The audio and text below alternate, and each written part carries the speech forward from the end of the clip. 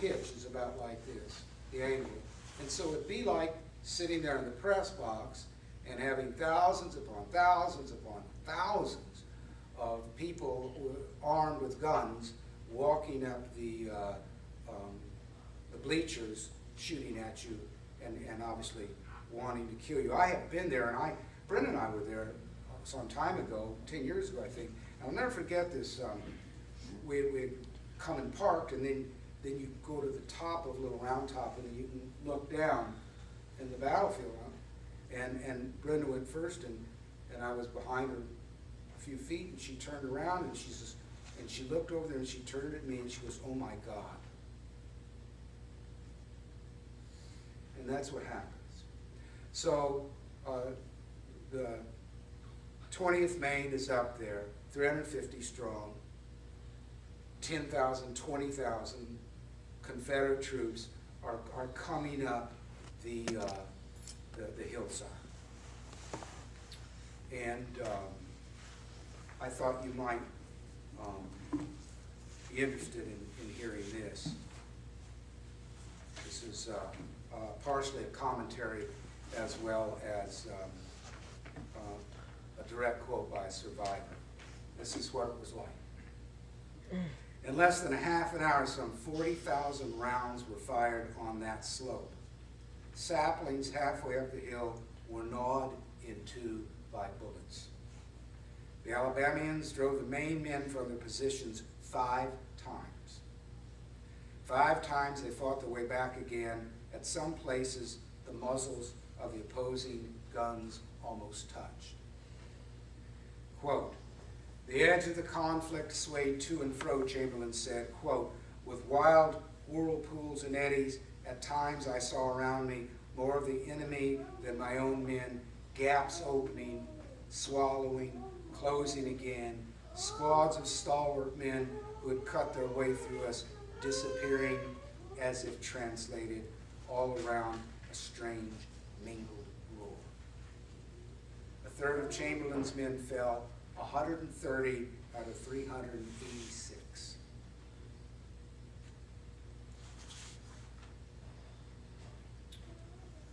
Quote, "A critical moment has arrived.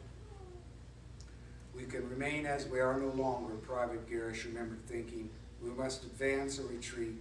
It must not be the latter, but how can it be the former?" Chamberlain decided to advance. He ordered his men to fix bayonets. Then, while the right side of his regiment held straight, he had his left plunged down the hillside, all the while wheeling to the right like a great gate upon a post. And the effect of that was the Confederate Army panicked and threw down their arms. Interestingly enough, the Union Army had no ammunition. They had run out of ammunition.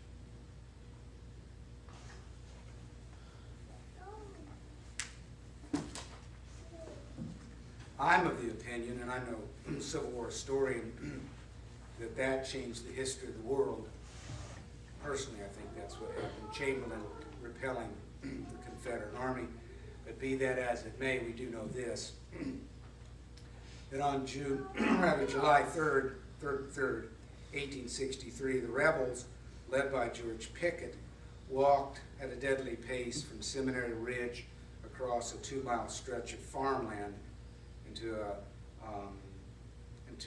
gathered Union force there on Cemetery Ridge, and at a place called the Angle, and I've been there. It's a stone fence, much like you'd find one here on campus, about the same height. It's on Cemetery Ridge, and it goes like this, and it abruptly comes back like this.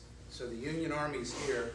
They're looking across the fields to the advancing 50,000 Confederates who are coming across the 2-mile field. And they're waiting.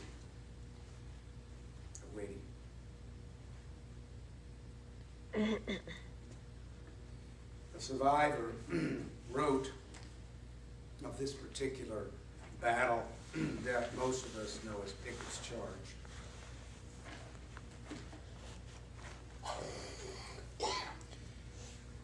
One Vermont regiment performed a dazzling drill maneuver, company after company firing as it wheeled into the Confederate line, first on one side, then the other.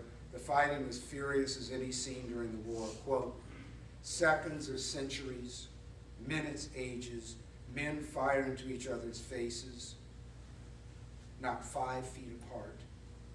There are bayonet thrusts, saber strokes, pistol shots, men going down on their hands and knees, spinning round like tops, throwing out their arms, gulping blood, falling, legless, armless, headless. These are ghastly heaps of men.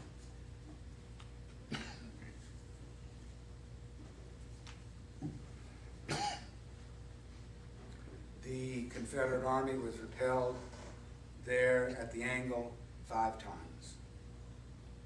General Armistead, of course, was killed. A good man, a very good man on the Confederate side. And the Battle of Gettysburg finally ended.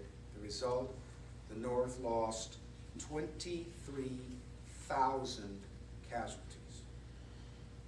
The South, 28,000 casualties. The Civil War was effectively over, and on November 19th, 1863, at the dedication of the battlefield, a Hoosier got up and wrote this, a man from Indiana.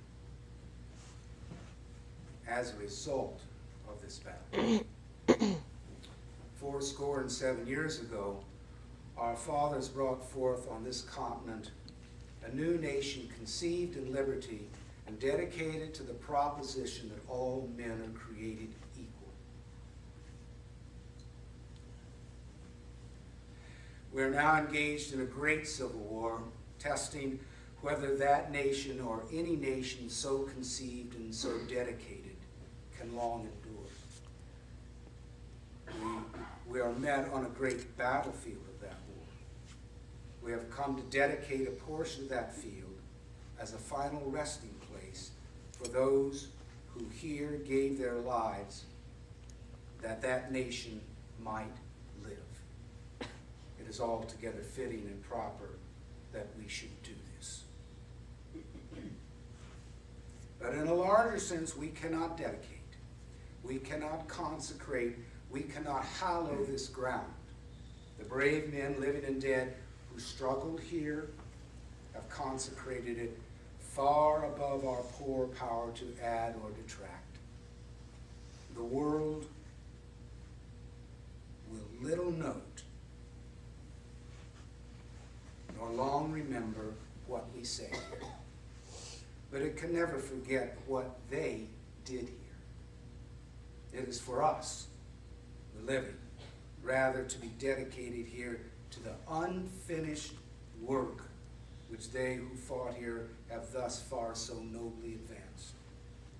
It is rather for us to be here dedicated to the great task remaining before us, that these honored dead we take increased devotion, so that cause for which they gave the last full measure of devotion, that we here highly resolve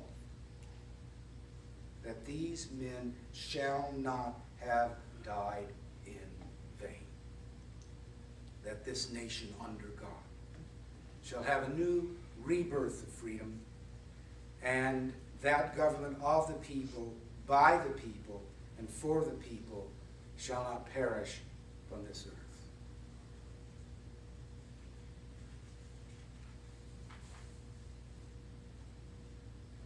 Abraham Lincoln.